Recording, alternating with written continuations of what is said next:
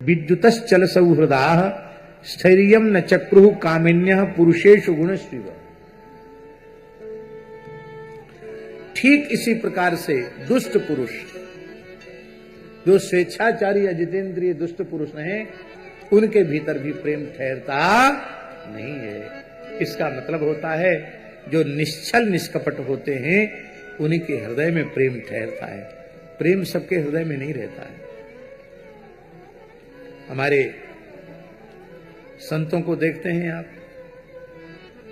ऐसा निश्चल निष्कपट हृदय हो तो प्रेम ही भरा रहेगा लबालब, क्यों किसी से कुछ इच्छा नहीं है, चाह नहीं है, मन में कोई कपट नहीं, छल नहीं, कोई छिपाव नहीं, कोई दुराव नहीं। जो मन में आई बात कह दी। आप श्रद्धा रखो तो श्रद्धा ना रखो तो कोई बात नहीं, कोई लेना देना नहीं। इसी को गोस्वामी जी ने अपने शब्दों में कहा।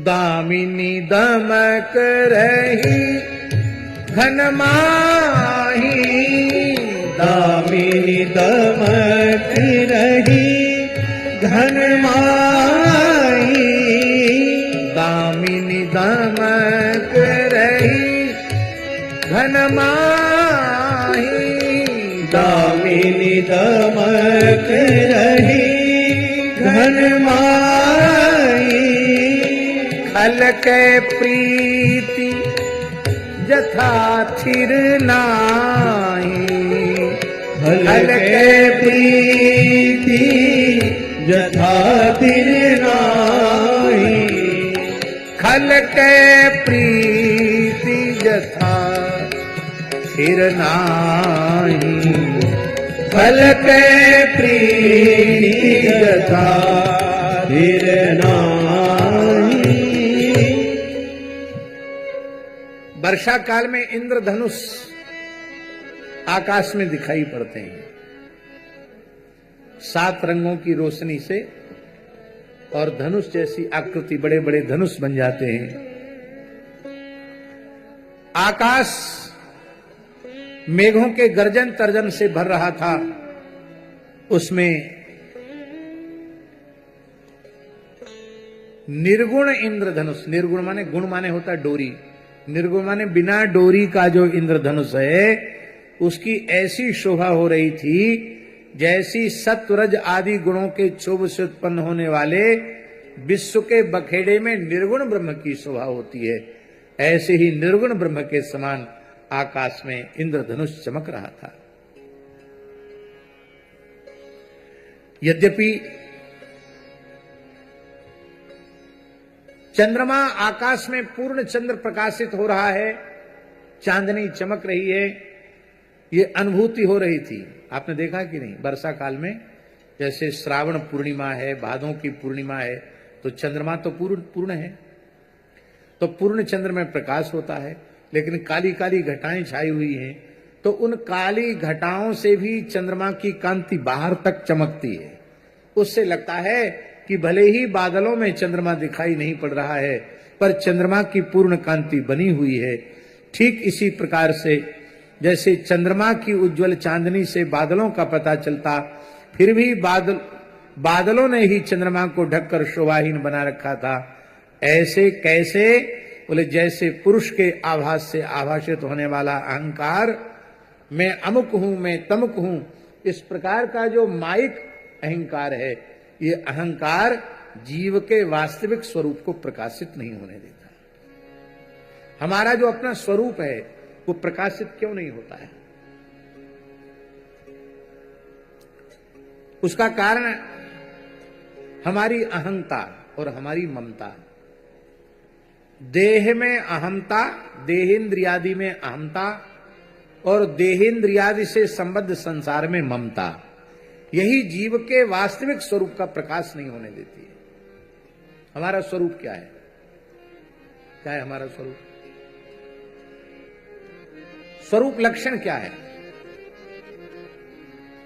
जो हमारे अनुभव में आ रहा है, जिससे हमारा व्यवहार संपादित हो रहा है, वो हमारा स्वरूप नहीं है। हमारे अनुभव में शरीर आ रहा है, हमारे अनुभव में शरीर से संबद्ध संसार आ रहा है, माता पिता नाते रिश्ते ये सब निष्ठ मित्र सब समझ में आ रहे हैं, लेकिन यह हमारा स्वरूप नहीं है। न शरीर हमारा स्वरूप है, न संसार हमारा स्वरूप है। क्योंकि स्वरूप उसको कहेंगे जो किसी काल में किसी अवस्था में किसी भी प्रकार के परिवर्तन से शून्य हो, उसको स्वरूप कहेंगे। शरीर संसार तो बदलने वाले हैं, ये स्वरूप हो नहीं सकते। तो हमारा स्वरूप क्या है? ईश्वर अंश जीव अविनाशी, ईश्वर अंश जीव अविनाशी, चेतन अमल सहज सुख राशि, चेतन अमल सहज सुख राशि, तो माया बस भयउ गुसाई, सो माया बस भयउ गुसाई, बंध्यो कीर मरकट की नाई, बंध्यो कीर मरकट की नाई, बंध्यो कीर मरकट की नाई, बंध्यो कीर मरकट की नाई। अंश में अंशी के गुण होते हैं, ये सिद्धांत है। अंश में अंशी के गुण होते हैं। जैसे सूर्य अंशी है और अग्नि अंश है, तो सूर्य में प्रकाश का गुण है, अग्नि में प्रकाश का गुण है कि नहीं? सूर्य अंधकार को दूर करता है, अग्नि भी अंधकार को दूर करती है। ये लाइट क्या है? अग्नि ही तो है, ये सब अग्नि है।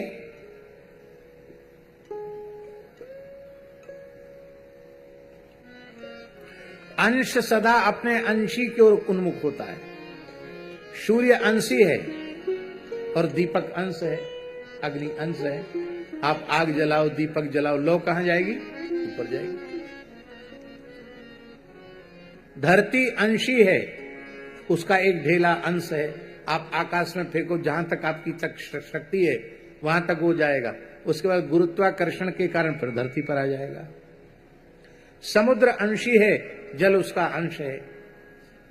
सूर्य की किरणों के माध्यम से जल मेघ में चला जाता है, पर बरस करके नदियों के माध्यम से फिर समुद्र में चला जाता है। तो अंश सदा अंशी की ओर उन्मुख रहता है। हम सब भगवान के अंश हैं, इसलिए हम सब भगवान की ओर उन्मुख हैं। एक बात हम कहने जा रहे हैं, उसको बहुत सावधान होकर सुनना। जो ईश्वर के अस्तित्व को सर्वथा नकारता है, वह व्यक्ति भी, घोर नास्तिक, संसार का सबसे बड़ा नास्तिक व्यक्ति भी ईश्वर की ओर उन्मुख है। बस दुर्भाग्य है उसका, उसको पता नहीं है कि मैं ईश्वर के सन्मुख हूं। कैसे? अच्छा, संसार का नास्तिक से नास्तिक मनुष्य विनाश चाहता है क्या? स्वयं का विनाश कोई चाहता है? क्यों नहीं चाहता है? इसलिए नहीं चाहता है क्योंकि वह अविनाशी परमात्मा का अंश है। उसकी जो यह इच्छा है कि मेरा कभी विनाश न हो, ये इच्छा ही यह व्यक्त करती है कि वह अविनाशी का अंश है। तो भगवान के सन्मुख हुआ कि नहीं हुआ? अच्छा, संसार का बड़े से बड़ा नास्तिक व्यक्ति, दुष्ट व्यक्ति जड़ता में जीना चाहता है क्या?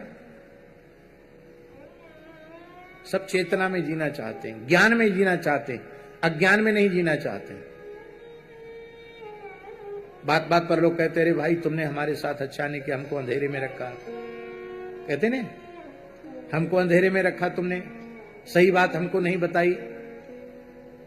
इसका मतलब है खुद अंधेरे में जरूर खड़ा है, लेकिन फिर भी अंधेरा नहीं चाहता, उजाला चाहता है। उजाला चाहता है क्योंकि वह ज्योतिर्मय परमात्मा का अंश है, इसलिए अंधकार नहीं चाहता, प्रकाश चाहता है।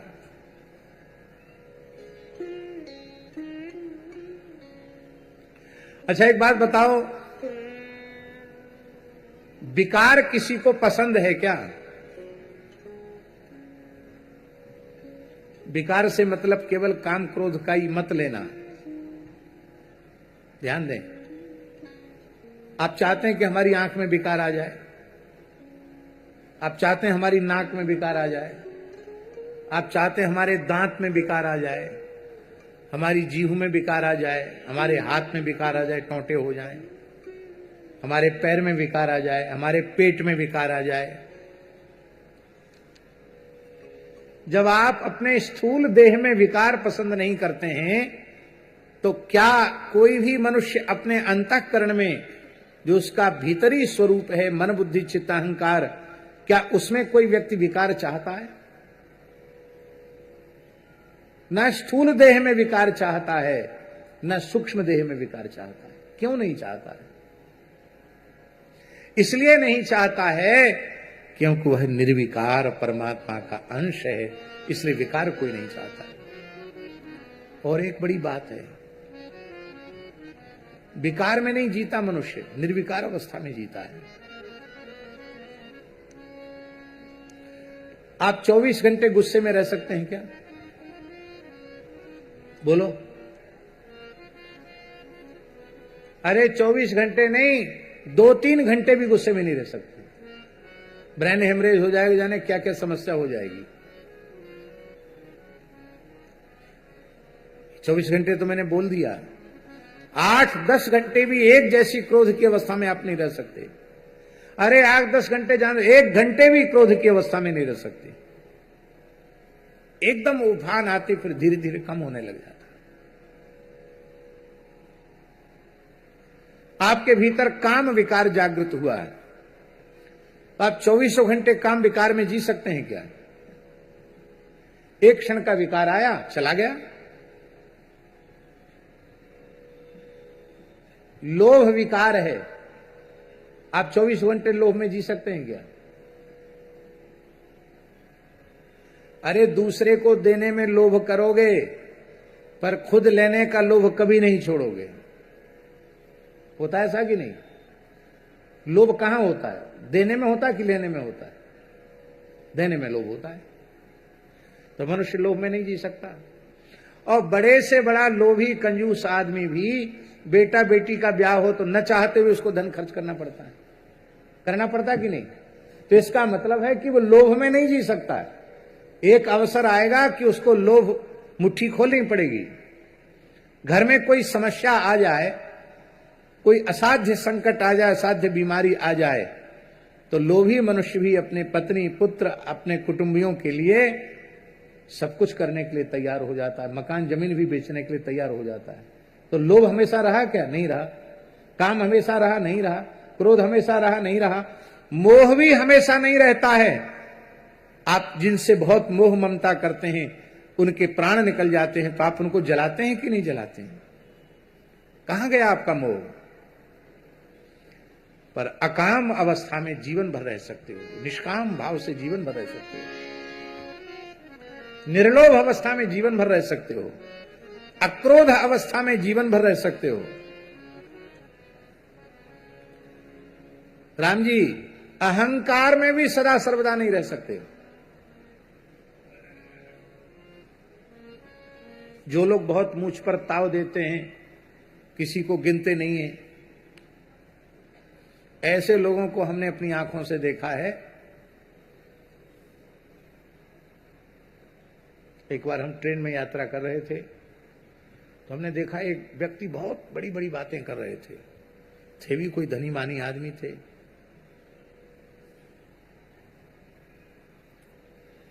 पर उनका टिकट जो था वो कहते ना कन्फर्म नहीं था। तो जब कन्फर्म टिकट नहीं है तो भले ही आपने टिकट ले रखा हो, आपको डिब्बे से उतारा, सीट से उतारा जाएगा कि नहीं? अब दूसरे की सीट पे कब्जा करोगे, आपको उतारा जाएगा। बड़ी लंबी लंबी हाँक रहे थे, मंत्री संतरी हो जाने कहां कहां तक बोल रहे थे। और एक कठोर टीटी आ गया तो मैंने उस व्यक्ति को चरण छूते हुए देखा। टीटी के वहां कुछ लिखा था, तिवारी जाने क्या कुछ लिखा था। अरे बोले आप तो पंडित जी हैं, हम तो बहुत मानते हैं, महाराज रसीद मत बनाओ। धीरे से बोला 100-500 रुपए लेना हो ऊपर से तो ले लो। नहीं बिल्कुल नहीं, हम बहुत ईमानदार आदमी है, रसीद तो बनानी पड़ेगी। कहां चला गया अहंकार?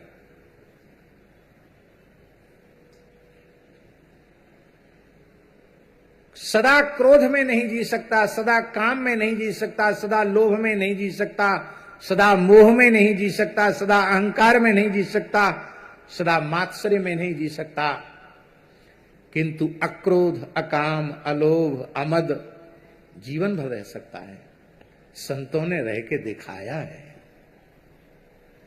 इसका मतलब क्या है? इसका मतलब है हमारी वास्तविक अवस्था वही है।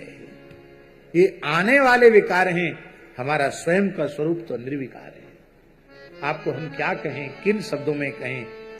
पूज्य सदगुरुदेव भगवान श्री भक्तमाली जी के दिव्य जीवन को हमने देखा।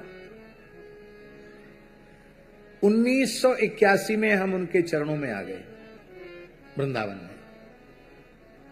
वो ही हमको अपने साथ लेके आए हमारी जन्मभूमि से। और 2006 तक हमें उनकी चरण सन्निधि प्राप्त रही। कितने साल? 81 से 2006, 25 वर्ष है। गिनती ठीक कर ली है। इतने अंतराल में हमने कभी महाराज जी के भीतर किसी भी प्रकार का विकार नहीं देखा। भयंकर से भयंकर परिस्थिति में कभी क्रोध नहीं देखा, उनको क्षुब्ध होते नहीं देखा। अपमान बोध की रेखा उनके मस्तक पर कभी नहीं देखी। एकदम निर्विकार। काम, क्रोध, लोभ, मोह, मद की सूक्ष्माति सूक्ष्म गंध नहीं उनमें।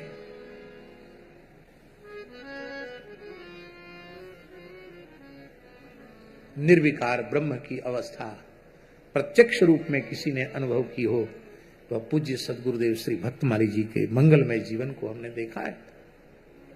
इसलिए हमारा आग्रह है कि जो भजन के मार्ग में लगे हुए जीव हैं उनको सदगुरु चरितामृतम अवश्य पढ़ना चाहिए। परमार्थ के पत्र पुष्प और सदगुरु चरितामृतम, ये 2 ग्रंथ जरूर आप पढ़िए। आपको लगेगा इस युग में भी इस प्रकार के संत इस धरती पर प्रकट होते हैं। अपने संपूर्ण जीवन में उन्हें क्रोध आया ही नहीं।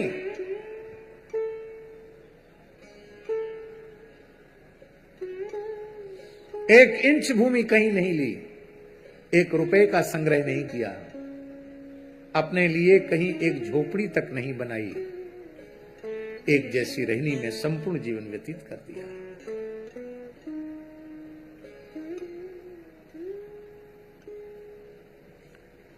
तो परमात्मा निर्विकार है और उस निर्विकार परमात्मा के हम अंश हैं।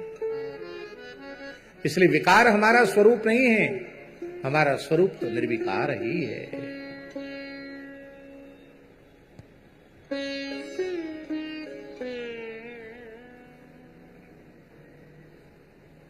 भगवान आनंद घन है, सुख निधान है, आनंद घन है।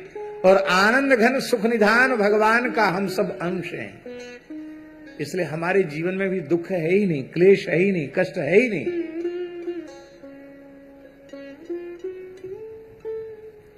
गोस्वामी जी ने विनय पत्रिका में कहा,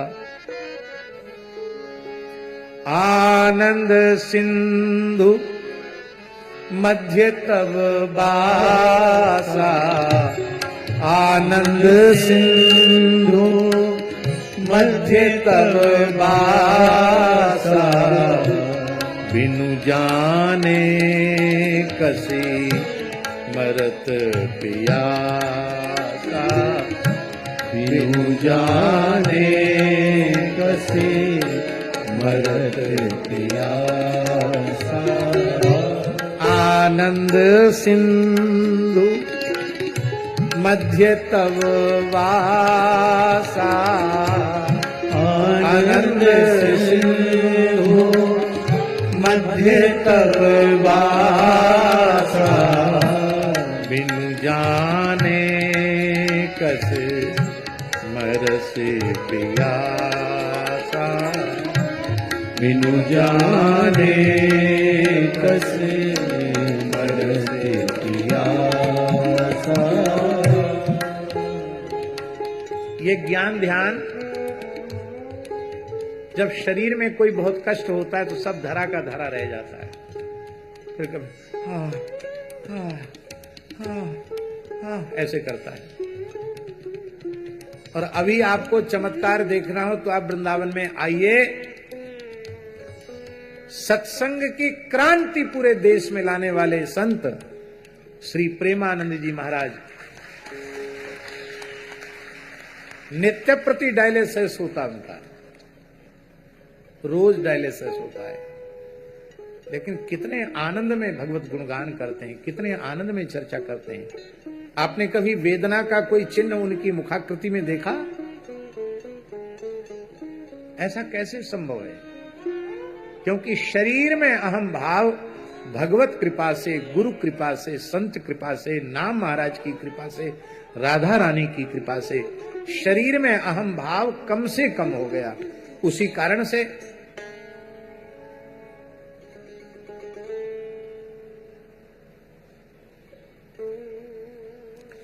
हम आपको सच्ची बात बता रहे हैं, बिना छिपाव दुराव के। हम उतनी देर अस्वस्थ रहते हैं जितनी देर भगवत चर्चा नहीं करते। जितनी देर भगवान का गुणगान नहीं करते उतनी देर अस्वस्थ रहते हैं। आपको अनुभव होता है कि हम किसी तरह से हमें कोई तकलीफ है,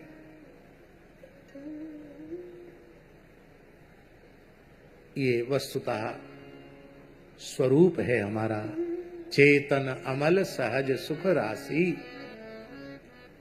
हम सहज सुख राशि, तो अंश में अंशी के गुण होते हैं, फिर ये गुण हमारे में हैं क्यों नहीं? हम अविनाशी का अंश होकर भी जन्म मृत्यु रूप विनाश के चक्र में पड़े हैं।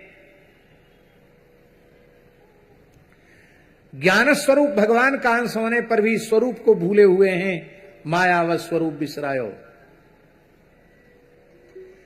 निर्विकार निर्मल भगवान का अंश होने पर भी हम विकारों में जी रहे हैं।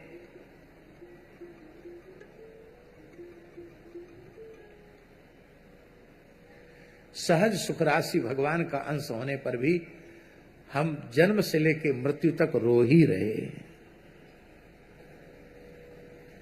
जिसके पास कुछ नहीं है वो तो रो ही रहा है, जिसके पास सब कुछ है वो भी रो रहा है। क्या भगवान की विचित्र माया, कोई चीज की कमी नहीं, वो भी रो रहा है। तो आप कहेंगे जब अंश में अंशी के गुण होते हैं तो ये गुण जीव में क्यों नहीं? उसका कारण है कि ये जो दोष हैं, उत्पन्न होना नष्ट होना, ये शरीर का दोष है, संसार का दोष है। जड़ता रूप होना ये शरीर संसार का दोष है। विकार युक्त होना ये शरीर संसार का दोष है। दुख रूप होना ये शरीर संसार का दोष है। ये हमारे दोष नहीं है, ये शरीर संसार के दोष हैं। लेकिन शरीर को तो मान लिया हमने मैं, और शरीर से संबद्ध संसार को मान लिया मेरा। तो मैं और मेरे शरीर में अहम भाव के कारण और संसार में मम भाव के कारण संसार के दोष हमारे ऊपर आक्रांत हो गए हैं। नहीं, पर हमने स्वीकार कर लिया। न होते हुए भी हमने स्वीकार कर लिया। कैसे? धोबिया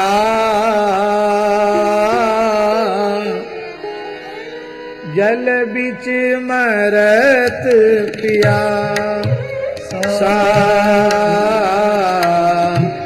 जल बिच मरत पिया। धोबिया जल बिच मरत पिया सा, धोबिया जल बीच मरत पियासा। जल बीच मरत पियासा, धोबिया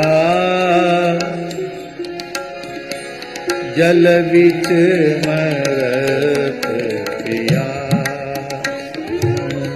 धोबिया जल बीच मरत पियासा। जल में ठाढ़ किए नहीं मूरख, जल में ठाढ़ किए नहीं मूरख। अच्छा जल है खासा, अच्छा जल है खासा। धोबिया जल बीच मरत पियासा। धोबिया जल बीच मरत पियासा।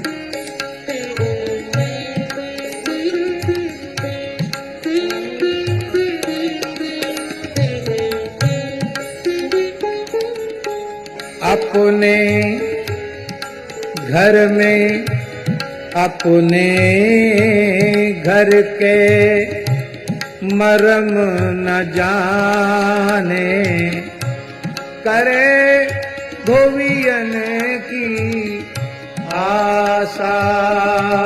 धोबिया जल बिच मरे पियासा। धोबिया जल बीच मरत पियासा। छिन में धोबिया रोवे धोवे, छिन में होई उदासा।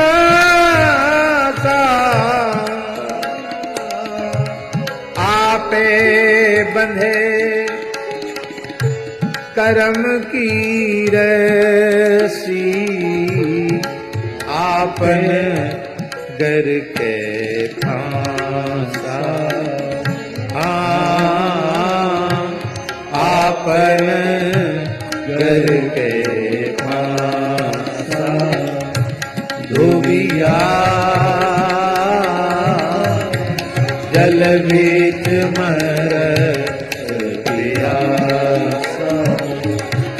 धोबिया जल बीच मरत पियासा।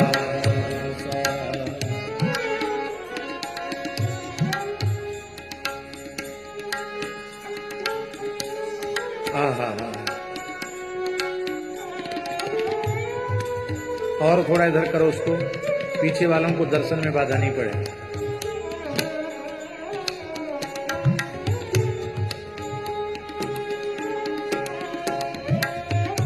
बस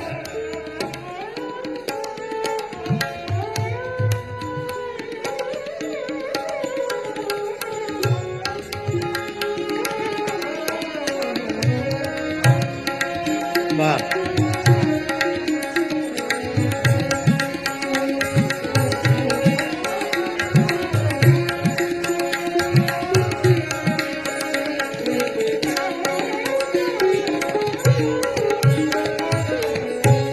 तेरी गूदड़ी कितनी मैली हो गई है, जल में खड़े होकर तू उसको धोता नहीं है। तो केवल पानी से नहीं धुलने वाली, इसके लिए साबन चाहिए।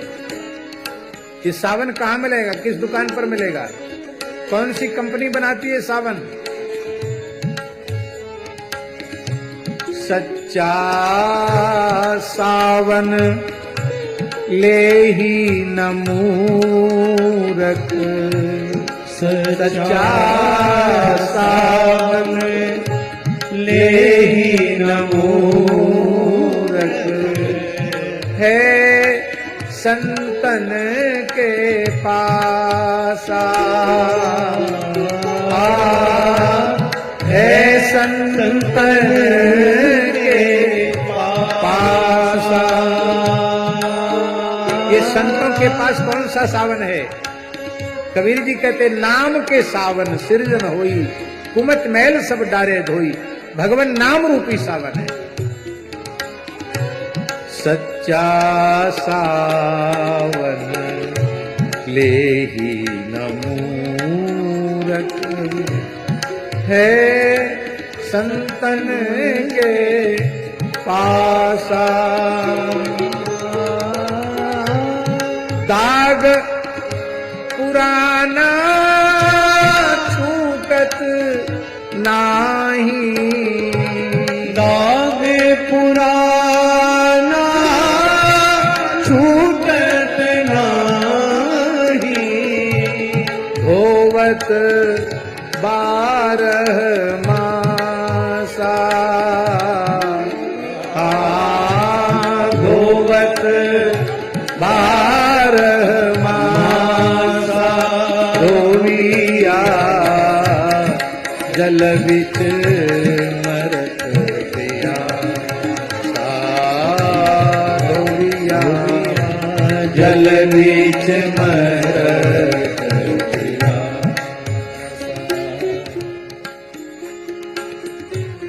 एक राती को जोर लगावे, एक राती को जोर लगावे। अभी कथा हुई, थोड़ा रंग चढ़ गया, बैराग्य चढ़ गया, बोले बस अब राम राम राम राम राम राम राम राम राम राम राम राम खूब करना, अब हरिनाम को छोड़ के दूसरा काम नहीं करना। अब कम से कम 1.25 लाख नाम तो रोज लेना ही है। वही बात है, नई भक्ति 9 दिन, खेचा तानी 10 दिन। कथा पूरी भई नहीं कि बाबा जी अपने स्थान को गए नहीं, कि धीरे धीरे सब जय सिया राम, पंडाल की कथा पंडाल में छूट गई। एक रात को जोर लगावे, एक रात को जोर लगावे, छोरी दिए भरी मासा, छोरी दिए भरी मासा, कहे कबीर सुनो भाई साधो, कहे कबीर सुनो भाई साधो, आछत अन्न उपासा, आछत अन्न भरी पत्तल रखी है फिर भी भूखा मर रहा है। आछत अन्न उपासा,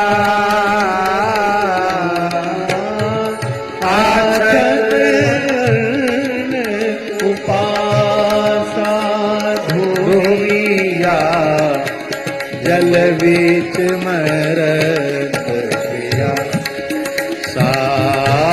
धोविया जल बीच मरत पिया,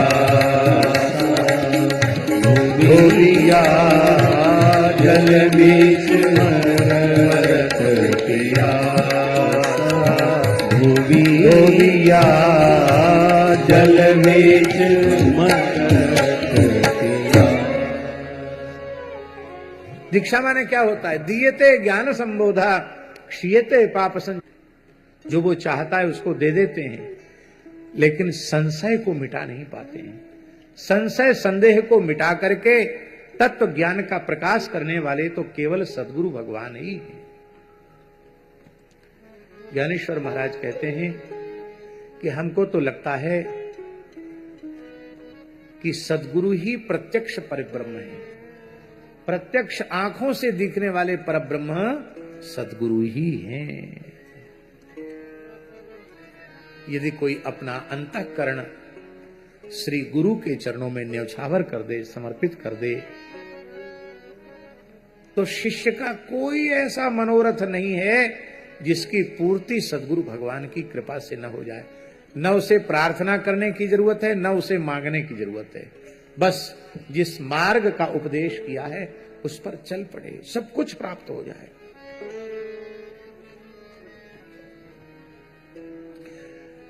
आप सद्गुरु भगवान की कृपा से आत्माराम, आप्त काम, पूर्ण काम, परम निष्काम हो जाएंगे। ऐसे महापुरुष भी हमारे ध्यान में हैं जो आत्माराम, आप्त काम, पूर्ण काम, परम निष्काम हो चुके हैं, केवल और केवल सद्गुरु पादाश्रय ग्रहण करने के कारण। श्री ज्ञानेश्वर महाराज कहते हैं, जो दुष्ट हैं, जो दुराचारी हैं, नास्तिक हैं, वे ही सद्गुरु की वंचना करते हैं। वंचना माने ठगना, झूठ मूठ बात बना देना, अपने आप अपनी वास्तविकता को छिपाकर अवास्तविकता को उनके सामने प्रकट कर देना, हर बात में कपट रखना। होय न विमल विवेक गुरुसन किए दुराव।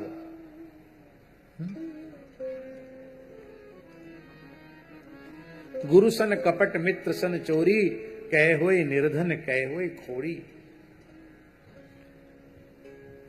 तो जो दुष्ट पुरुष होते हैं वे ही गुरु तत्व की वंचना करते हैं, पर जो सत्शिष्य होते हैं वे सदा गुरु तत्व का भगवत भाव से आदर करते हैं, सम्मान करते हैं। ज्ञानेश्वर महाराज कह रहे हैं कि मेरा एकमात्र परिचय इतना ही है कि मैं सद्गुरु भगवान का दास हूं। इस साधन के अतिरिक्त मेरे जीवन में दूसरा कोई साधन नहीं है।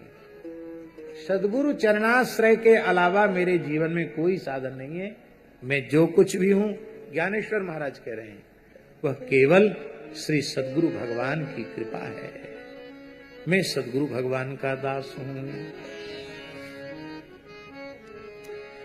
सद्गुरु बचोनी संसारी तारक, सद्गुरु बचोनी संसारी तारक, सद्गुरु बचोनी संसारी तारक, सद्गुरु बचोनी संसारी तारक, नसेची निष्ठंक आन कोणी, नसेची निष्ठंक आन कोणी, सद्गुरु बचोनी संसारी तारक, सद्गुरु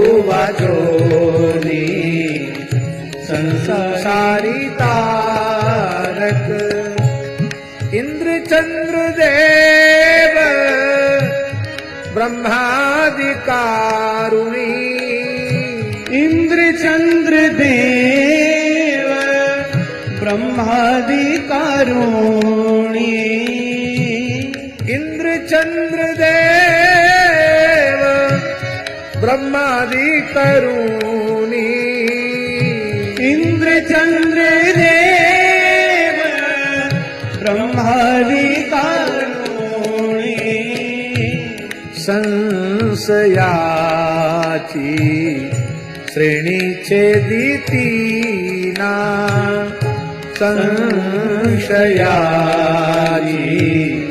श्रेणी छेदितीना सद्गुरु वाचोनी संसारी तारक सद्गुरु वाचोनी संसारी तारक उघडे परब्रह्म सद्गुरूची मूर्ती उघडे परब्रह्म सद्गुरूची मूर्ती उघडे परब्रह्म सद्गुरूची मूर्ती उघडे परब्रह्म सद्गुरूची मूर्ती पुरवीती आरती शिष्याची ये पुरवीती आरती शिष्याची ये सद्गुरु वाचोनी संसारी तारक सद्गुरु वाचोनी संसारी तारक जो गुरु तत्व की वंचना करते हैं वे नष्ट हो जाते हैं, उनका लोक परलोक दोनों समाप्त हो जाता है।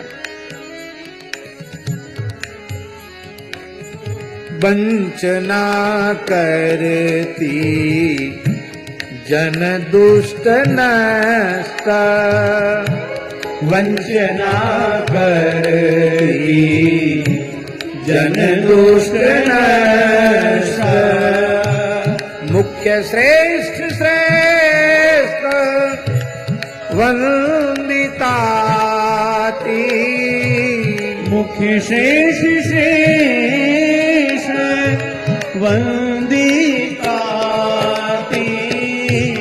सद्गुरु वाचोनी संसारी तारक सद्गुरु वाचोनी संसारी तारक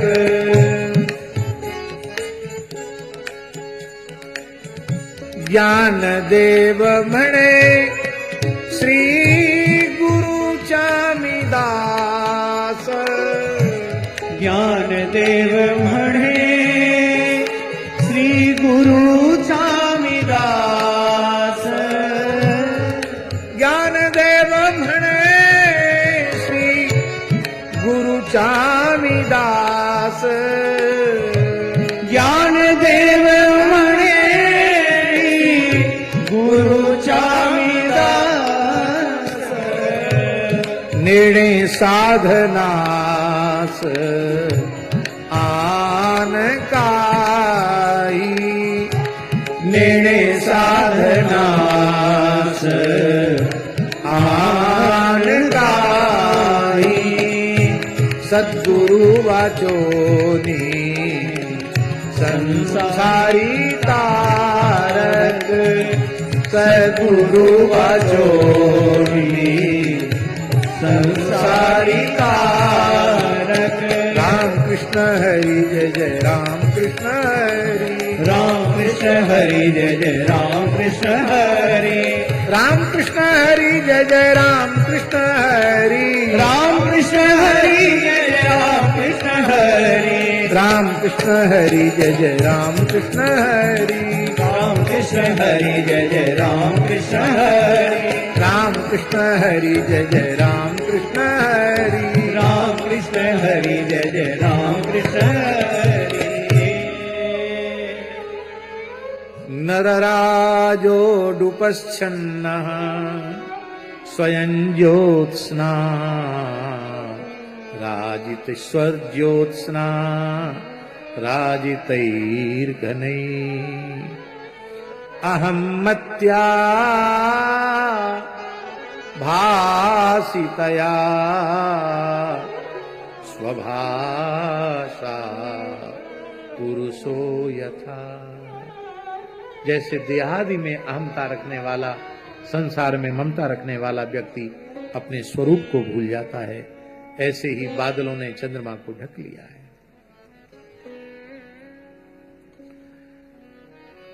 ये 19वें श्लोक की व्याख्या थोड़ी लंबी हो गई, स्वरूप विस्मृति स्वरूप ज्ञान के संबंध को लेकर के।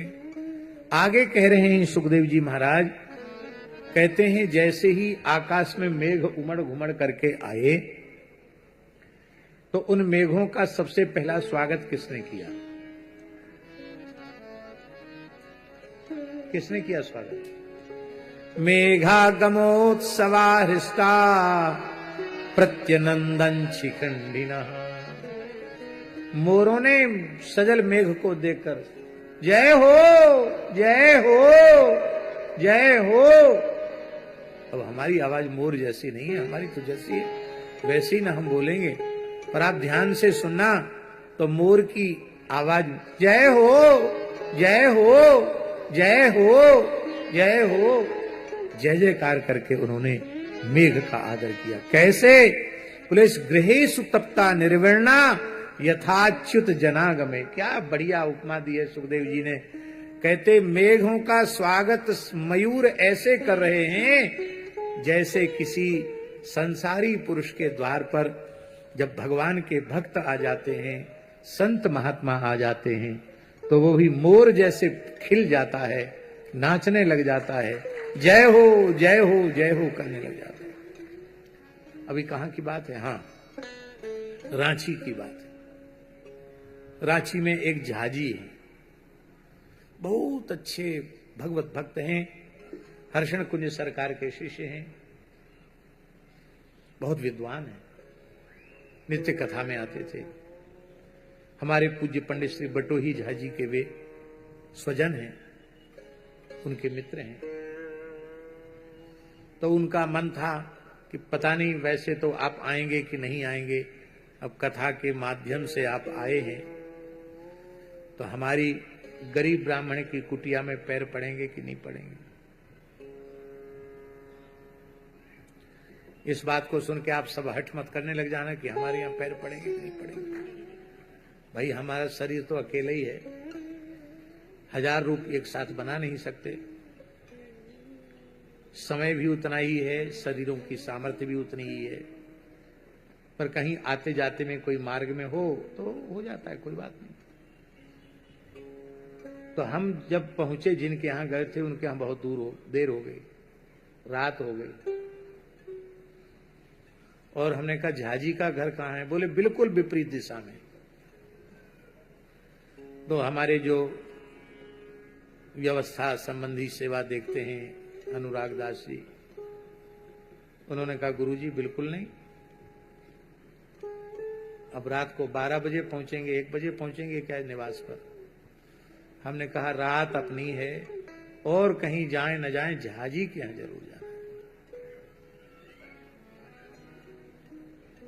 अब एकदम अलग दिशा थी, तो हम वहां पहुंचे।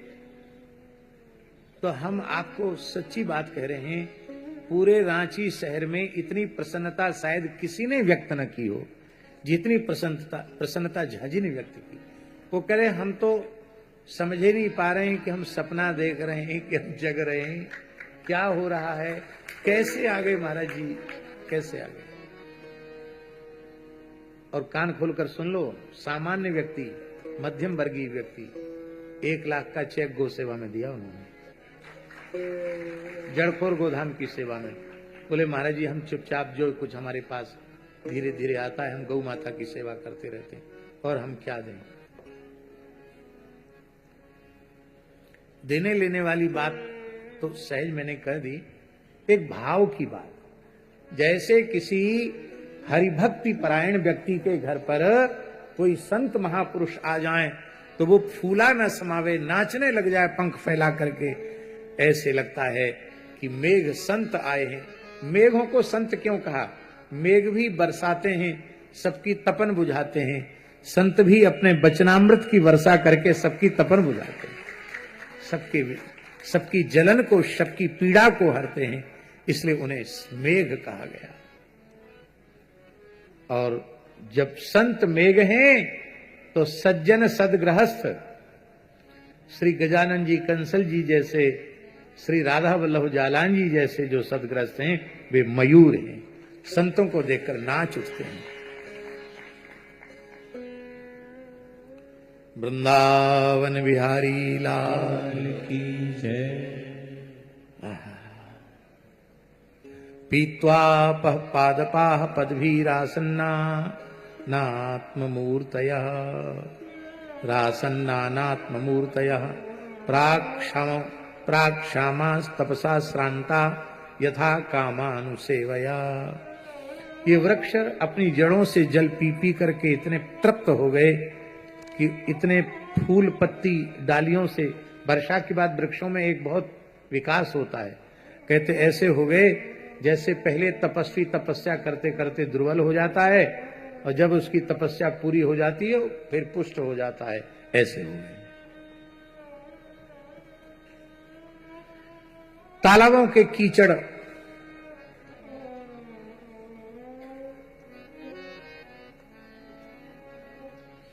तालाबों के तट कांटे कीचड़ जल के बहाव के कारण प्रायः अशांत रहते थे, परंतु सारस एक क्षण के लिए भी उन्हें नहीं छोड़ते थे।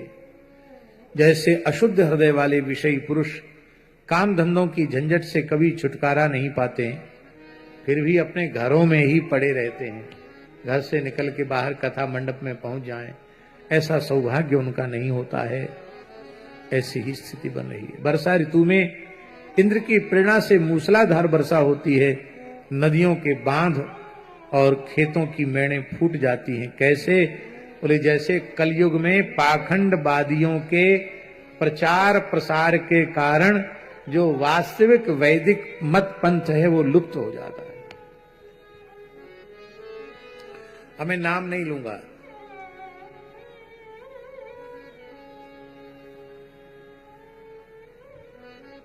एक पंथ विशेष है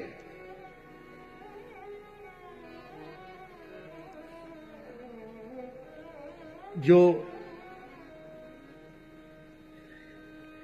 इसमें पूरे देश में बड़े प्रचार प्रसार में है।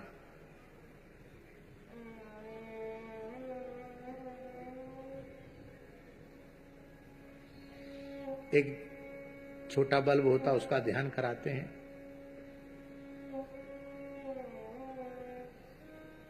न वर्ण व्यवस्था माने, न आश्रम व्यवस्था माने, न गाय को माने, न तुलसी को माने, न पीपल को माने। उन्हें आप भगवान का प्रसाद दीजिए, फेंक देंगे, भगवान का प्रसाद खाएंगे नहीं। अपने को हिंदू भी नहीं मानते, अपने को अमुक मत पंथ का मानते हैं और पूरी दुनिया पागल हो रही है उधर उस ओर। आप उनके सत्संग में जाने लग जाएं, उनकी संस्था से जुड़ जाएं, तो आपकी गाय में श्रद्धा नहीं रहेगी, ब्राह्मण में श्रद्धा, माता पिता में श्रद्धा नहीं रहेगी। कहेंगे पति पति पति पत्नी के भाव से मत रहो, तुम भी भाई बहन बन जाओ। अरे मूर्खो, अग्नि के सामने, देवताओं के सामने तुमने दाम्पत्य भाव से रहने की प्रतिज्ञा की है, तुम भाई बहन बन जाओ।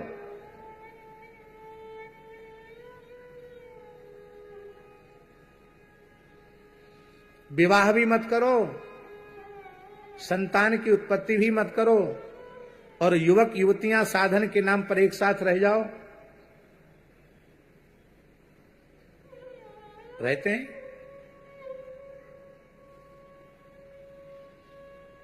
ये कुमार हैं और ये कुमारी हैं।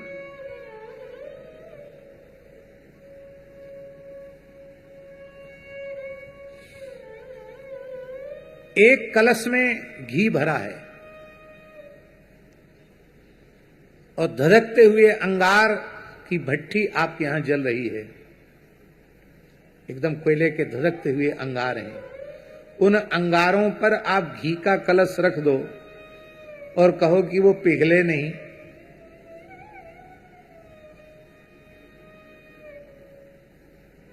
संभव है? बोलो, आप तो पढ़े लिखे हो।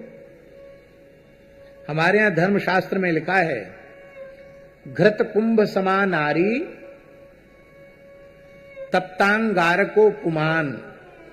भरे हुए घी के कलश के समान नारी का शरीर है और धधकते हुए अंगार के समान पुरुष का शरीर है। इनको एक साथ रखोगे तो घी पिघलेगा। आप अपने संयम सदाचार को सुरक्षित नहीं रख पाएंगे। इसलिए हमारे यहां धर्मशास्त्र में लिखा है, मात्रा स्वस्रा दुहित्रावा न विविक्ता सनो भवेत बलवान इंद्रिय ग्रामो विद्वान समपि कर सती। अपनी जन्मदात्री माता, अपनी बहन और अपनी खास बेटी के साथ भी विद्वान पुरुष को एकांत में नहीं रहना चाहिए, यदि यह युवती है तो। पता नहीं किस ज्ञान विवेक विज्ञान संपन्न मनुष्य को ये दुष्ट इंद्रियां कब मलमूत्र के गड्ढे में ले जाकर पटक देंगी, कब उसको नरक की ओर ढकेल देंगी, नहीं कहा जा सकता है। ये हमारे देश का सदाचार है। लेकिन सब दुनिया पागल हो, पढ़े लिखे तो सब वहीं जा रहे हैं। उनको कामधेनु मंडपम में बैठ के कथा सुनने की फुर्सत नहीं है। ऐसे लोग हमको भी बहुत बुलाते हैं, मैं आज तक नहीं गया। क्यों नहीं गया?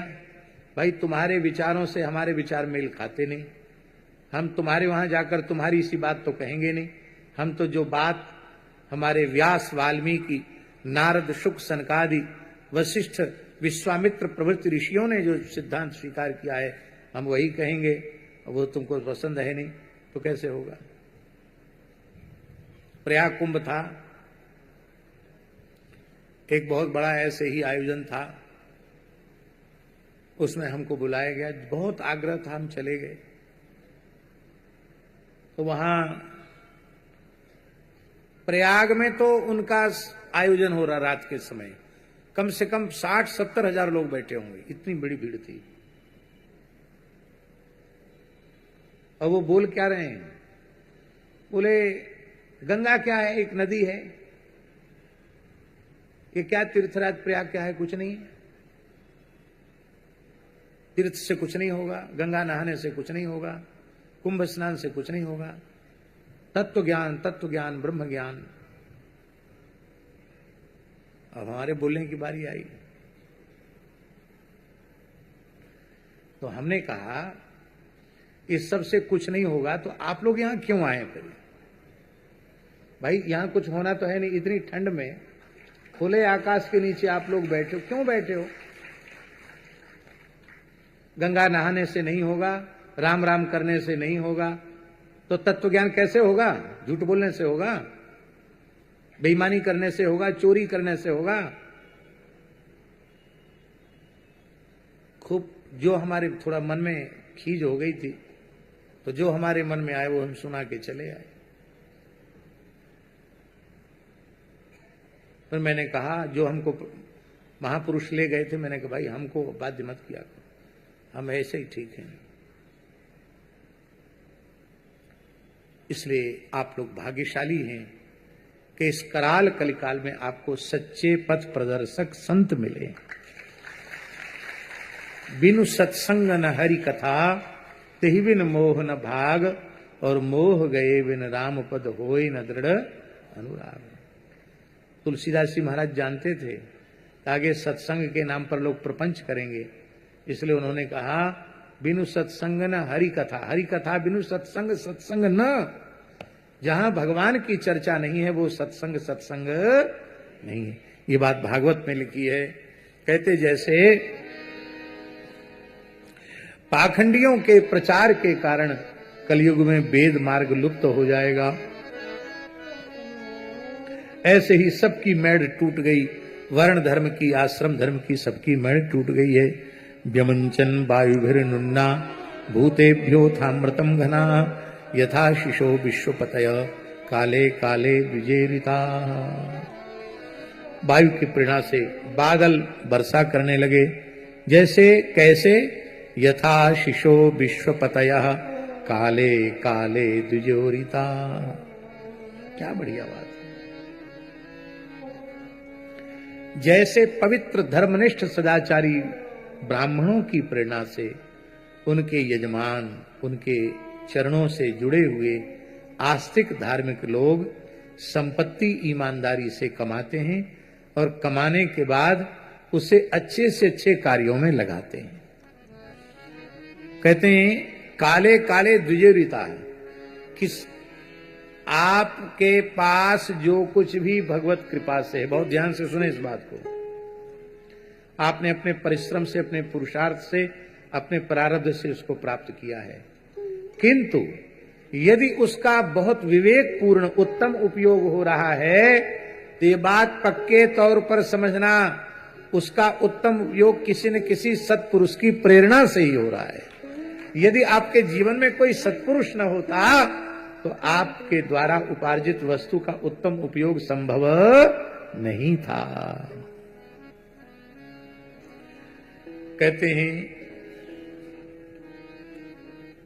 जैसे वायु की प्रेरणा से घने बादल अमृतमय जल की वर्षा करने लग जाते हैं, ऐसे ही ब्राह्मणों की, संतों की प्रेरणा से सामर्थ्यवान लोग अच्छे कार्यों में धन का व्यय करने लग जाते हैं। कहते हैं कि वर्षा ऋतु वृंदावन में इस प्रकार से शोभायमान हो रही है, पके हुए खजूर और जामुन, ये वर्षा में ही खजूर पकते हैं, पके हुए खजूर और जामुने से जामुन की, पके हुए जामुन की सुगंध आ रही है।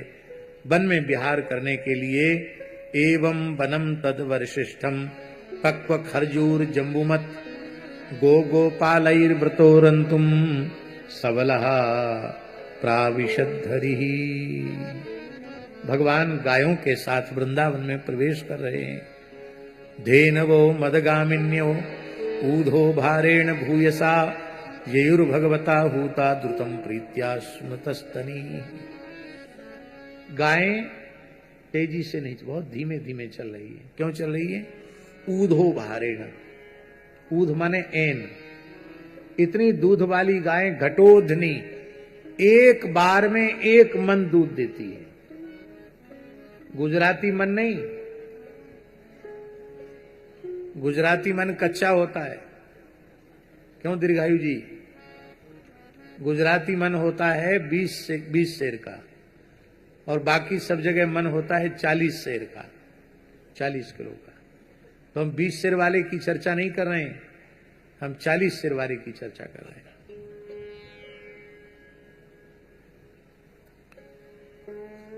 ऐसी गायों का वर्णन हमारे शास्त्रों में लिखा है। भारतीय वेद लक्षणा देसी गाय जो एक समय में बछड़े को तृप्त होकर पिलाने के बाद 40 सेर दूध देती है। कितने सेर है? अभी आपने सुना है कि कहीं अपने गुजरात सौराष्ट्र की गिरी नस्ल को कौन सा देश है, ब्राजील या है, ब्राजील में उन्होंने इतना उन्नत किया है कि वो 160 लीटर 180 लीटर तक दूध, 160 लीटर दूध एक दिन में दे रही है। यहां लिखा है ऊधो भारेण, इतने थन हैं कि चल नहीं पा रही हैं। ययुर भगवता हूता द्रुतम प्रीत्या स्तनस्तनी। भगवान बांसुरी में उनका नाम लेकर पुकारते हैं तो उनके थनों से दूध टपकने लग जाता है। आहा, बोलो भक्तवत्सल भगवान की जय।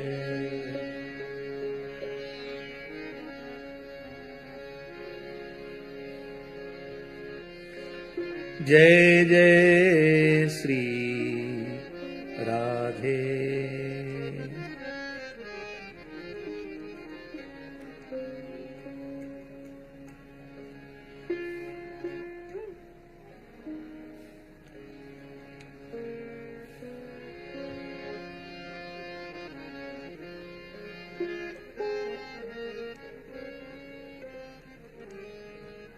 बड़ा सुंदर भाव। समय क्या हुआ?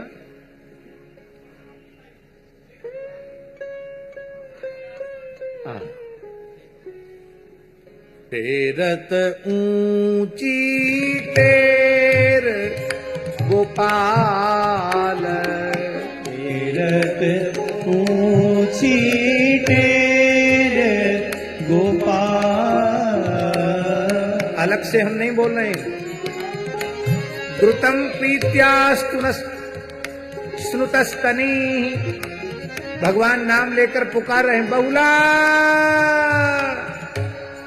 समंगा समृद्धि सुरभि कह के पुकार रहे, और वो भगवान की पुकार सुनकर दौड़कर आना चाहती है, पर इतना थनों में दूध भरा हुआ है कि वो धीरे धीरे चल रही है। हाँ, उनके थनों से दूध टपक रहा है।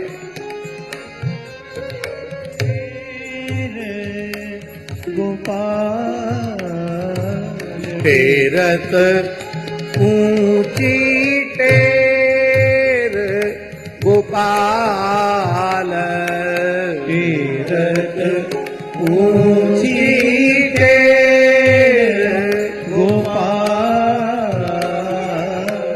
दूर गाय जिनी जान देहु तुम, दूर गाई जिनी जान देहु तुम, सब मिल घेरहु बाल, सब मिल घेरहु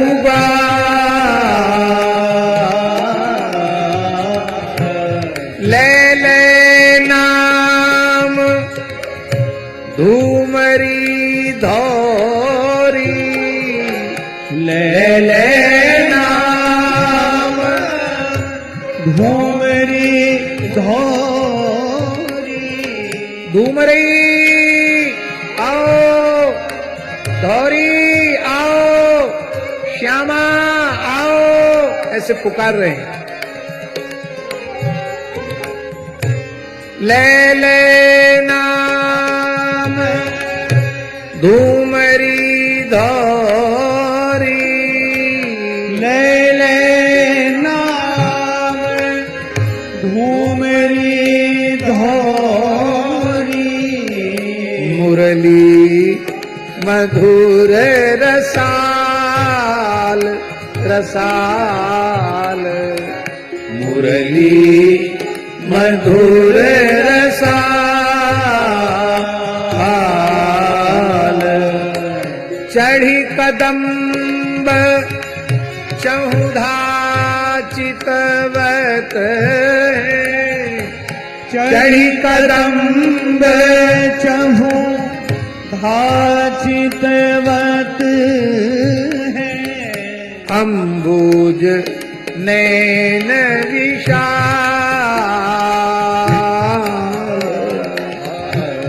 अम्बुज नैन विशाल।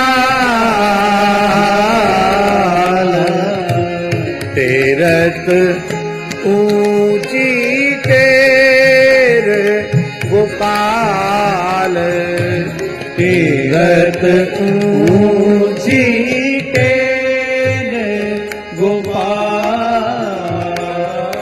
श्रवण सुनत सुरभि समूहानी, श्रवण सुनत सुरभि समूहानी। उलटी पिछौड़ी चाल,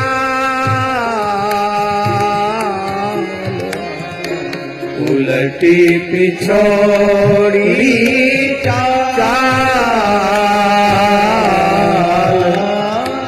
चत्रभुज प्रभु पीतांबर फेरत, चत्रभुज प्रभु पीतांबर फेरत,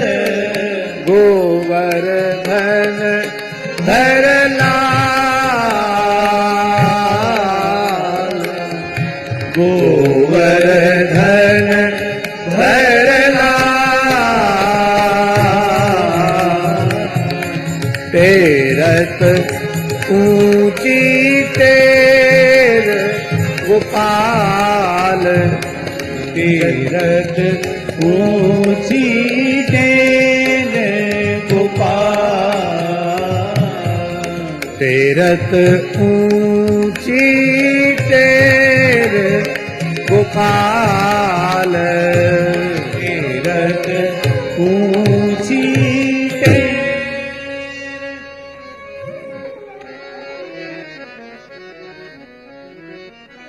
हमारे यहाँ पूज्य गुरुदेव पहाड़ी बाबा महाराज के यहाँ खाक चौक में एक गैया थी, ब्रज की ही नस्ल थी, 3 टाइम दूध देती थी, 3 टाइम। और दूध निकालने में थोड़ा भी विलंब हो गया कि चारों थनों से दूध टपकने लग जाता था, जमीन में बहने लग जाता था, गोश्त में बहने लग जाता था। और आपको आश्चर्य होगा सुन करके, 22-23 बार ब्याई वो, 22-23 बार, जबकि प्राय इतने समय तक ब्याती नहीं, लेकिन शरीर इतना दिव्य था उसका, दिव्य, 22-23 बार तक ब्याई।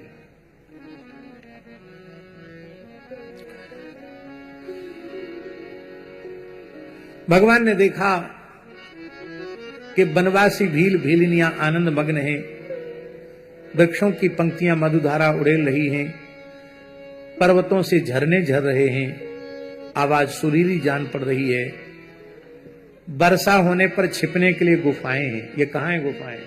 ये बाबा से पूछ लो। जड़खोर, खो माने गुफा, आज भी वहां गुफाएं हैं पहाड़ में वर्षा से छिपने के लिए। ये वहीं का वर्णन है, ये जो श्लोक आ रहे हैं ये जड़खोर क्षेत्र का ही वर्णन है। जब वर्षा होने लगती है तो भगवान श्री कृष्ण किसी गुफा में जाकर छिप जाते हैं, किसी वृक्ष की गोद में, किसी खोहड़ में जाकर छिप जाते हैं, कभी किसी गुफा में बैठते हैं और वहीं ग्वालवाल कंदमूल फल ला करके देते हैं। अभी भी वर्षा काल में खूब झरना झरते हैं पहाड़ में, और पहले किसी काल में तो 12 मास झरना झरते थे, अब नहीं। कभी कभी जल के पास किसी चट्टान पर बैठ जाते हैं और बलराम जी ग्वाल वालों के साथ घर से लाया हुआ दही भात, दध्योदनम समानीतम शिलायाम सलिलांतिके, वही है 56 थाली। कहाँ है भोजन थाली? वही है, पास में भोजन थाली है। ये भी जड़खोर क्षेत्र की ही लीला है। पत्थर पर ही सब थाली बन जाती हैं और वहीं दही भात ठाकुर जी बैठ के खाते हैं, आज भी भोजन थाली में। इनको जेपी जी को आपने परिक्रमा कराई, ब्रजचौरासी को उसकी नहीं कराई। अरे भाई अब बहुत हो गया, इनको निकालो, इनको भी कम से कम घुमाओ ब्रज में क्या है, कैसी सुंदर सुंदर स्थलियां हैं। अब धीरे धीरे आप भी समय निकालिए। तो दही भात साग प्रेम से खाते हैं। वर्षा ऋतु में बैल बछड़े थनों के भारी भार से थकी हुई गायें और थोड़ी देर में चर करके तृप्त हो जाती हैं, घास पर बैठ जाती हैं और तृप्तान वृषान चरवतो मीलिते क्षणान साधवलो परिसंविष्य चरवतो मीलिते क्षणान, ऐसे बैठ करके मीलिते क्षण, सांभवी मुद्रा में। देखा है कभी गौ माता जब खा के तृप्त हो जाती है हरी घास चर के, और फिर बैठ करके ऐसे जैसे शंकर जी के आधे नेत्र खुले आधे बंद, ऐसे अर्ध निर्मित नेत्र से गए।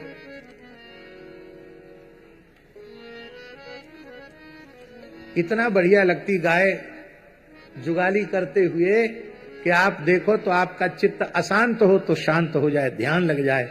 सुंदर जुगाली आंख मूंद करके अर्ध निर्मित नेत्रों से जुगाली कर रही हैं। वर्षा ऋतु की सुंदरता अपार है। गाय बैल बछड़े सबके सब लीला विलास के साधन हैं। उनको देखकर भगवान प्रशंसा कर रहे हैं और वे भी भगवान को देखकर आनंद विह्वल हो रहे हैं। राम श्याम बड़े आनंद से ब्रज में वास कर रहे थे और इसी समय वर्षा के बीतने पर शरद ऋतु आ गई।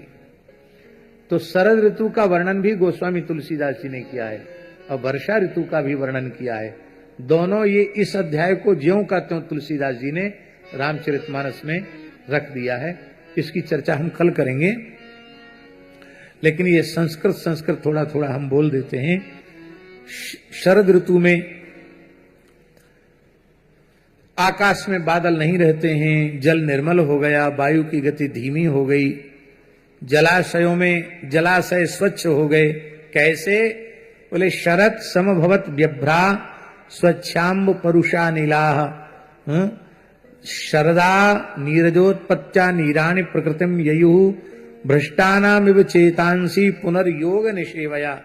जैसे योग भ्रष्ट पुरुषों का चित्त योग का सेवन करते करते फिर से निर्मल हो जाता है और उसमें भगवान का स्वरूप प्रकाशित हो जाता है, ऐसी संत हृदय जस निर्मल वारी, और उनके हृदय में भगवान कमल रूप में विकसित हो गए।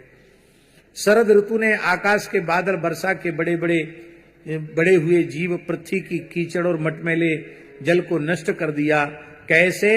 जैसे भगवान की भक्ति ब्रह्मचारी, गृहस्थ, वानप्रस्थ और सन्यासी, इन चारों आश्रमों की सब प्रकार की पीड़ा को, कष्टों को हर लेती है, ऐसे हो गया। व्योम्नोब्दम भूत शावल्यम भुवः पंक मपाम मलम शरज्जहाराश्रमिणाम कृष्णे भक्तिर यथा शुभम। बड़ा अद्भुत वाक्य। इसका मतलब है, चाहे जितना बड़ा कोई ब्रह्मचारी हो, वैदिक धर्म का पालन करने वाला गृहस्थ हो, कठोर तप करने वाला वानप्रस्थी हो, अपने मन और इंद्रियों को सबूर से उपराम कर देने वाला सन्यासी हो, यदि उसके हृदय में भगवान का प्रेम जागृत नहीं हुआ है तो उसका ब्रह्मचर्य व्रत भी उसको, उसकी अविद्या को नष्ट नहीं कर पाएगा, उसका गृहस्थाश्रम का वैदिक धर्म भी उसके स्वरूप को प्रकाशित नहीं कर पाएगा, उसकी अमद्या माया को नष्ट नहीं कर पाएगा, उसकी कठोर तपस्या का वानप्रस्थ भी उसका कल्याण नहीं कर पाएगा, और उसका जो ज्ञान है, इंद्रियों को, मन को अपने ओर सब ओर से रोक लेना, वो सन्यास धर्म भी उसका कल्याण नहीं कर पाएगा, यदि मूल में भगवान के प्रति भक्ति नहीं है तो। शरद जहारा श्रमिणाम कृष्णे भक्ति यथा शुभम। जैसे कृष्ण में भक्ति होने से सारा अशुभ नष्ट हो जाता है। बादल अपने सर्वस्व का दान करने के बाद उज्जवल कांति से युक्त हो गए। बड़ी अच्छी बात है। पहले बादल कैसे थे? अब शरत काल में बादल कैसे हो गए? उज्जवल। इसका मतलब है, जब तक व्यक्ति केवल संग्रह करता है तब तक काला रहता है, और जब बरस जाता है तो उज्जवल हो जाता है। कितनी बढ़िया बात। तब तक काले रहोगे जब तक खाली इकट्ठा करने में लगे हो, और जब बरसने लग जाओगे तो तुम्हारे जीवन में उज्जवलता आ जाएगी, तुम्हारा जीवन आदर्श जीवन हो जाएगा, प्रेरणा लेने योग्य जीवन हो जाएगा। त्यक्तै यथा त्यक्तैषणा शांता मुनयो मुक्त किल्विषा। जिनकी कामनाएं वासनाएं समाप्त हो गई हैं, ऐसे महात्मा, वो जैसे मुक्त किल्विष निष्पाप महात्मा शांत हो जाते हैं, ऐसी सरोवरों का, नदियों का जल शांत हो रहा है। और महाराज जी पर्वतों से झरना झर रहे हैं। वे अपने कल्याणकारी जल को नहीं बहाते थे। जैसे ज्ञानी पुरुष समय पर अमृतमय ज्ञान का दान करके किसी अधिकारी को कर देते हैं, अब किसी को नहीं भी कर देते हैं। छोटे गड्ढों में भरे हुए जल के जलचर यह नहीं जानते कि गड्ढे का जल सूख जाएगा तो हम नष्ट हो जाएंगे। ऐसे ही यथायुरन्वहम क्षय्यम नरा मूढ़ा कुटुम्बिना। जैसे गड्ढे वाला जल है, उसमें कोई जीव जंतु पड़ जाते हैं, गड्ढा सूखा के जीव जंतु समाप्त। ऐसी गड्ढे के जल के जैसा मनुष्य का जीवन है। कब सूख जाएगा कोई ठिकाना नहीं है। अभी हमारे परसों ही एक हमारे बड़े प्रेमी महात्मा हर्षण कुंज सरकार के शिष्य श्री सीतारमण दास जी, बहुत अच्छे महात्मा थे। चित्रकूट में उन्होंने श्री राम मंत्र के अनुष्ठान के लिए सुंदर स्थान बनाया था, और अनेक संतों को उनकी सन्निधि में रह करके मंत्रराज के अनुष्ठान का सौभाग्य प्राप्त हुआ था। परसों ही उनका शरीर शांत हो गया। बहुत अच्छे महात्मा थे। और कल उनका अयोध्या सरयू जी में जल समाधि उनकी हुई। हम उनको व्यासपीठ से प्रणाम करते हैं। सीतारमण दास जी बहुत अच्छे संत थे। हम उनको प्रणाम करते हैं।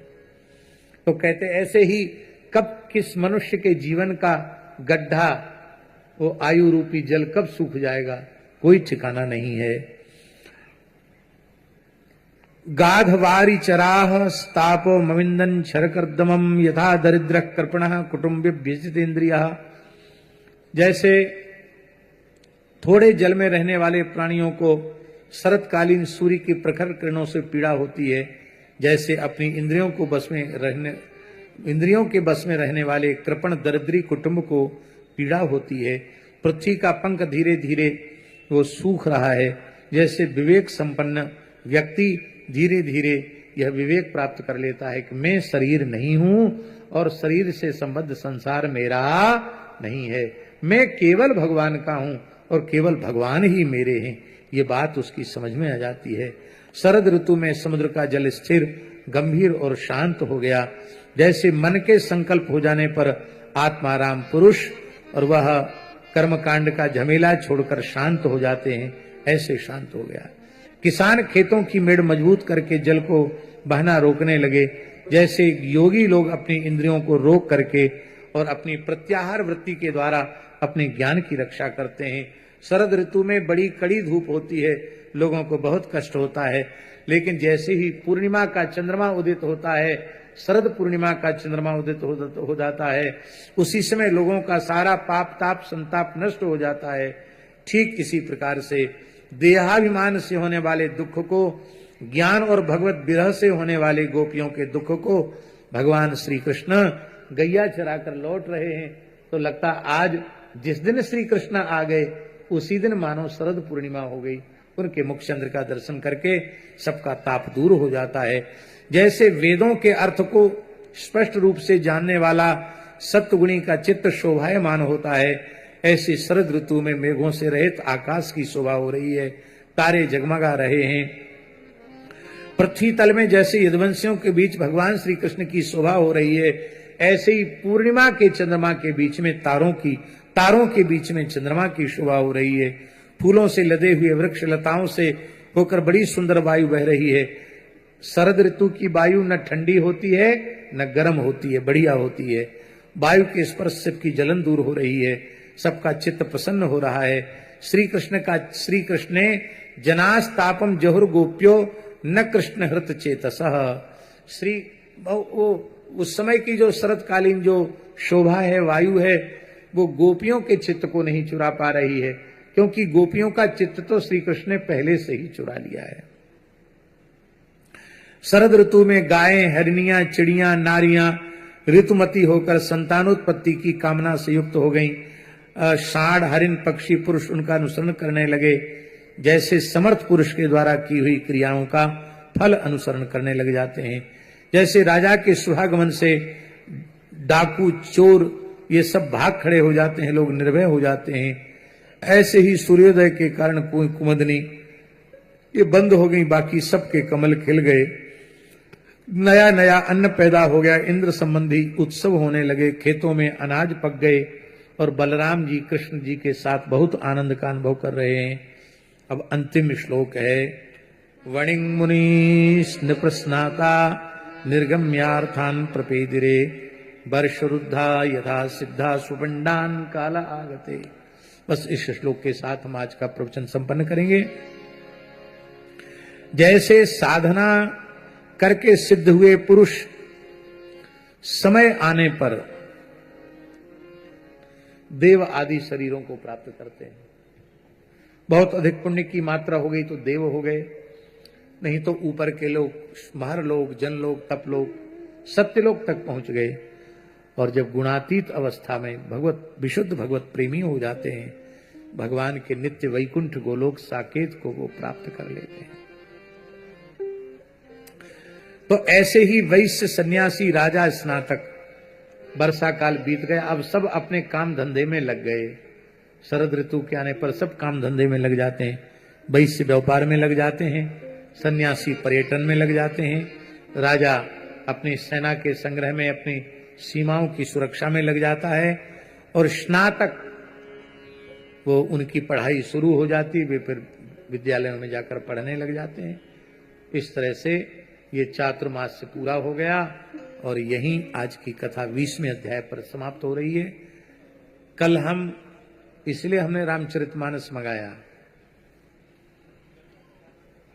हाँ, कि रामचरितमानस की उन अब ऐसे कई चौपाइयां मैंने बोली थी, लेकिन वो प्रकरण की चौपाइयां जरूर पढ़नी चाहिए। कितना अद्भुत गोस्वामी जी का पांडित्य है। इस पूरे साहित्यिक वर्णन को उन्होंने मानस जी में किन शब्दों में संजोया है। वो खूबसूरती, वो सुंदरता देखने की योग्य, समझने की योग्य। इसलिए कल हम उसकी चर्चा करेंगे।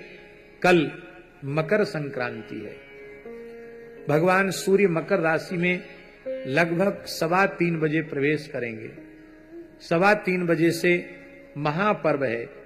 उस समय जो स्नान करेगा उसके संपूर्ण पाप नष्ट हो जाएंगे। महाराज जी, पुराणों में लिखा है कि संक्रांति के अवसर पर यदि समुद्र में स्नान का सौभाग्य मिल जाए तो हजारों सूर्य ग्रहणों के अवसर पर स्नान का जो पुण्य होता है वो समुद्र स्नान से होता है। वैसे हर साल हर बार तो प्रायः तापी और समुद्र के संगम में हम लोग स्नान करते थे, लेकिन इस बार समय ऐसा है कि वो संभव नहीं है, क्योंकि पानी शायद सवेरे ही आता है। इस कारण से फिर वो उतर जाता है, फिर आगे नहीं जा सकते। इस मजबूरी के कारण समुद्र स्नान तो कल करेंगे। आप लोग भी जहां जिसकी जैसी सुविधा बने आप लोग कल अवश्य स्नान करना। शरीर में तिल का उबटन लगा करके तिल को भिजा देना आज ही। कल सिल लोढ़ी पर पीस करके स्नान के बाद वही पूरे शरीर में लगाकर तब स्नान करना। और तिलोदवर्ती, तिल का उबटन लगाना, तिल डालकर स्नान करना पात्र में, और तिल का हवन करना, तिल से ही तर्पण करना, तिल का भोजन करना, तिल का दान करना, ये सब 6 प्रकार से कल तिल का उपयोग करना। संक्रांति महापर्व है। सभी ब्राह्मण वेदव्यास के तुल्य हो जाते हैं, इसलिए कल बहुत बड़ी महिमा है। जो कुछ भी दान पुण्य किया जाता वो अक्षय हो जाता है। और भैया, गो सेवा से बढ़कर के कोई पवित्र कर्म नहीं है, क्योंकि महाराज जी लिखा है 100 वेदज्ञ ब्राह्मणों को, संध्योपासन संपन्न वेदज्ञ ब्राह्मणों को भोजन कराकर दक्षिणा, वस्त्र से दक्षिणा देने से जिस पुण्य की प्राप्ति होती है वह पुण्य केवल एक भूखी गाय को भरपेट चारा खिला देने से प्राप्त हो जाता है। इसलिए पूरे देश में जहां जहां लोग हैं, जहां आपके निकट की कोई भी गौशाला है, आप जहां आपकी सेवा की आवश्यकता हो वहां आप सेवा करें। हम ये बिल्कुल नहीं कहते हैं कि केवल आप अमुक गौशाला में ही सेवा करना। सभी गाय हमारे ठाकुर जी की हैं और ठाकुर जी के नाते सभी गौशालाएं हमारी हैं। जहां आपको लगे कि यहां हमारी सेवा की आवश्यकता है वहां सेवा करना। ये तो सूरत वासियों का सौभाग्य है कि ये केवल पूरे देश में सूरत ही ऐसा शहर है जहां से प्रतिवर्ष जड़खोर गोधाम की गो सेवा का अंश निकलता है। ऐसा कुछ और शहरों में भी हो जाए तो हम समझते हैं कि गौशाला तो ऋण मुक्त हो ही जाएगी और इतना बढ़िया काम अच्छी प्रकार से हम लोग कर सकेंगे कि और बड़ी संख्या में। ये बात बिल्कुल अभी बिल्कुल सच्ची बात है। अभी सरकार से भी हमने ये बात कहा था, राजस्थान सरकार से, कि यदि आप हमें भूमि उपलब्ध करावें तो ब्रज क्षेत्र की गारंटी हम लेते हैं कि ब्रज क्षेत्र में कहीं भी अनाश्रित गोवंश रोड पर नहीं मिलेगा। अब संस्था के पास जितनी भूमि है लगभग 80 एकड़ भूमि है। आप विचार कर सकते हैं 80 एकड़ भूमि में 10-11 हजार गोवंश कितनी कठिनाई से रहता होगा। और ये सबकी सब भूमि खरीदी हुई भूमि है, दान में मिली हुई या सरकार से उपलब्ध भूमि नहीं, सब खरीदी हुई भूमि है। आज भी अभी भी गौशाला को भूमियों की आवश्यकता है, क्योंकि गाय तो बढ़ती हैं, उनको भूमि की आवश्यकता है। तो यदि भूमि और सेवा की सामर्थ्य दोनों भगवत कृपा से विशेष रूप में प्राप्त हों तो भगवत कृपा से, भगवत संकल्प से, गौ माता की कृपा से जड़खोर गोधाम भी 1 लाख से अधिक गोवंश की आदर्श सेवा करते हुए एक सुंदर उदाहरण भारतवर्ष में प्रस्तुत कर सकता है। इन्हीं शब्दों के साथ आज की कथा का विराम। 7:10 हो रहा है। कल की कथा का समय 4:30 बजे से है, 4:30 बजे से हरि इच्छा तक। तो आप लोग 4:30 बजे आना। जय जय श्री राधे। आरती के लिए श्री गीता देवी जी, गजानन जी कंसल परिवार कृपया आप पधारें। और साथ में श्री जेपी जी अग्रवाल, हमारे वडील, आप सभी विराजे हुए गौ भक्त माता बहनों भाई बंधुओं से निवेदन है, कल प्रातः 8 बजे से तुलादान की व्यवस्था शुरू हो जाएगी। कल प्रातः 8 बजे से तुलादान की व्यवस्था यहीं कथा पंडाल में प्रारंभ हो जाएगी। सभी अपना सौभाग्य अर्जित करें। आरती के लिए श्री दीपक जी तायल, श्री आलोक जी तायल एवं परिवार, श्री कमल जी जैन, श्री आनंद जी खेतान, श्री जुगल जी अग्रवाल, श्री सुभाष जी टिबरेवाल, श्री अरुण जी अग्रवाल, श्री सुरेश जी, श्री नारायण जी, श्री विजय जी चौमाल, सुमित जी, श्री मनीष जी पटेल, श्री मनीष जी पटेल, सीए राहुल जी अग्रवाल, श्री किशोर जी राजपुरोहित, श्री मालाराम जी राजपुरोहित, श्री नारायण जी सुल्तानिया, श्री सुनील जी टाटनवाला एवं परिवार, श्री विठल जी जो मुंबई से पधारे हैं, आप भी कृपया आए। सहपत्नी श्री विठल जी मुंबई से, श्री अशोक जी विदासरिया इंदौर।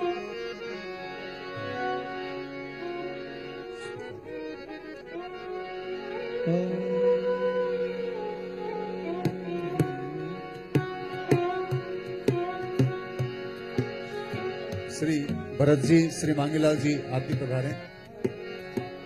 श्री जालान जी फैमिली, श्री विपिन जी, सारंग जी, जालान जी फैमिली, कृपया आप भी पधारें।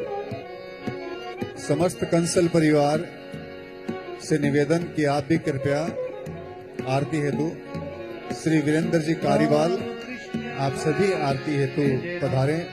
पूज्य गुरुदेव का आशीर्वाद लेवें।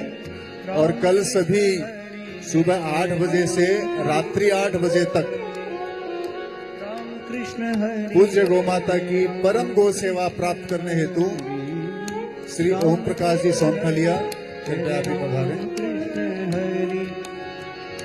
जय जय राम कृष्ण हरि, जय जय राम। श्री विकास जी तुलसिया, जय जय राम कृष्ण हरि, जय जय राम कृष्ण हरि, जय जय राम कृष्ण हरि, जय जय राम कृष्ण हरि, जय जय राम कृष्ण हरि, जय जय राम कृष्ण हरि, जय जय राम कृष्ण हरि, जय जय राम।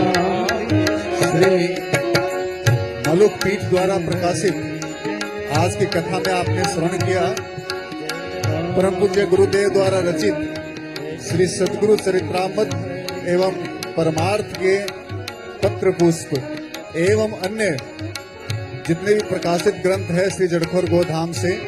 कथास्थल के बाहर स्टॉल पर अवश्य आप अवलोकन करें, खरीदें। जिन जिन भाई बंधु माताओं बहनों ने आशीर्वाद ले लिया है, कृपया वो मंच के नीचे आ जाएं, क्योंकि संख्या ज्यादा हो चुकी है मंच पर। जिन जिन महानुभावों ने, भामाशाहों ने महाराष्ट्र से आशीर्वाद ले लिया है माताओं बहनों ने, वो कृपया नीचे आए, क्योंकि मंच का थोड़ा संख्या ज्यादा हो चुकी है। श्री गणपत जी उपाध्याय, कृपया आप भी पधारें। जिन्होंने आशीर्वाद ले लिया, हमसे करबद्ध निवेदन है कि आप मंच से नीचे आते जाएं। जिनका नाम उच्चारित करें, कृपया मंच में वो ही आने की कृपा करें। जय जय राम। श्री जड़खोर गोधाम द्वारा प्रकाशित एवं साथ ही में श्री जड़खोर गोधाम द्वारा निर्मित पंचगव्य च्यवनप्राश विभिन्न प्रकार की औषधियों से युक्त गौ अर्क आशीर्वाद जो महानुभाव ले रहे हैं, कृपया मंच के नीचे आते जाएं। खूब खूब मंच के समक्ष आकर आप आरती का दर्शन करें। आज की अमृतमय वाणी का आप सभी ने खूब खूब भरपूर आनंद लिया। सुनहि समुझी जन मुदित मन, मज्जहि अति अनुराग, खूब अनुराग और प्रसन्न चित्त मुदित मन के साथ आपने पूज्य गुरुदेव की श्री वाणी का खूब आनंद लिया है। कल 4:30 बजे आरती के लिए आप मंच के नीचे उतरकर मंच के समक्ष आ जाएं, व्यासपीठ के समक्ष आ जाएं। जिन जिन माताओं बहनों भाई बंधुओं ने आशीर्वाद ले लिया है वो कृपया मंच के नीचे आने की कृपा करें। मंच की अपनी एक सीमा है संख्या हेतु, इसलिए आपसे करबद्ध निवेदन है और मंच के समक्ष आकर व्यासपीठ का दर्शन करते हुए आप आरती करें। आरती। भजो राधे कृष्णा राधे गोविंद, भजो राधे कृष्णा राधे कृष्णा मंच से नीचे आते सब्जी जाएं। कल्याण गिरी धरन छबीले लाल, कल्याण गिरी धरन छबीले लाल, मदन मोहन श्री वृंदावन जन, भजो राधे कृष्णा राधे गोविंद, देवकी को छैया बल भद्रजू को भैया लाल, जाको मुख देखे ते कटत यम बंद, भजो राधे कृष्णा राधे गोविंद, चतुर्भुज चक्रपाणि देवकी नंदन देव, चतुर्भुज चक्रपाणि देवकी नंदन देव, नंद को नंदैया स्वामी असुर निकंद, भजो राधे कृष्णा राधे गोविंद। हाँ ब्रजपति ब्रजराज सुरन सारे काज, ब्रजपति ब्रजराज सुरन के सारे, मुरली धरे तो नैना देख के आनंद, भजो राधे कृष्णा राधे गोविंद, भजो राधे कृष्णा राधे गोविंद। यादवपति यादव राय संतन सदा सहाय, यादवपति यादव राय संतन सदा सहाय, याही धुन गावे स्वामी परमानंद, भजो राधे कृष्णा राधे गोविंद, भजो राधे कृष्णा राधे गोविंद, भजो राधे कृष्णा राधे गोविंद, भजो राधे कृष्णा राधे गोविंद।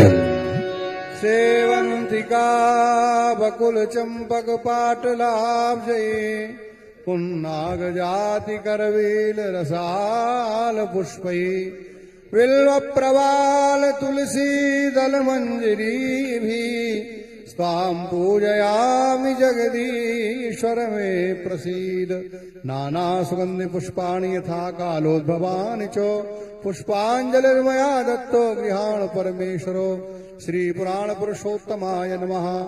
चरण कमलेषु मंत्र पुष्पांजलिं समर्पयामि नमस्करोमि। वंशी विभूषित करान्नवनीरदाभात्, पीताम्बरादरुण बिंब फलाधरोष्ठात्, पूर्णेन्दु सुंदर मुखादरविंद नेत्रात्, कृष्णात् परं किमपि तत्त्वम्